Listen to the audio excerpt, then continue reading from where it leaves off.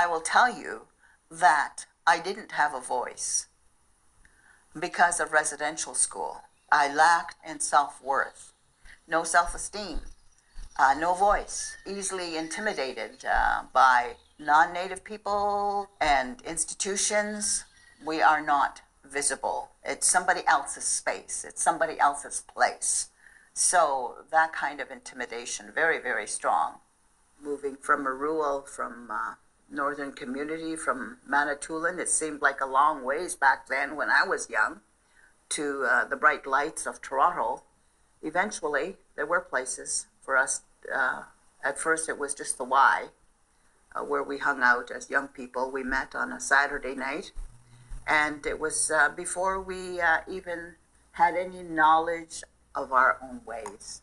Young people would gather at the Y for waltzes and jigging and square dancing.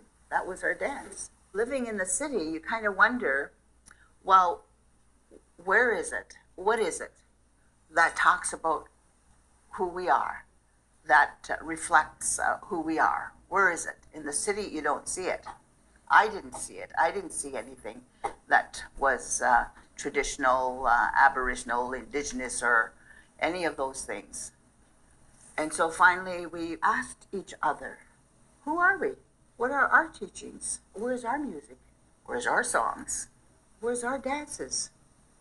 Instead of square dancing, we must have had a way of celebrating life and singing. So we started finding a way, looking for our dances. We started to look for our movement, our connection to our culture. So by dancing, learning how to dance Anishinaabe, learning how to powwow, and getting a drum. Before then, they called it tom-tom. Our first powwow was in early 60s, and that's really when I heard that first sound. The first sound reminds me of the creation story, the sound of the gourd, the sound of the shaker that represents the thoughts of the creator that went out into the void, the emptiness.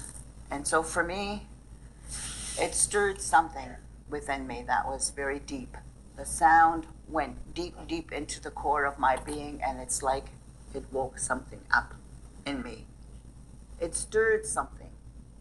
The next sound I heard 10 years later, in the early 70s, was the sound of the water drum. I saw a little poster, a tiny little card that showed a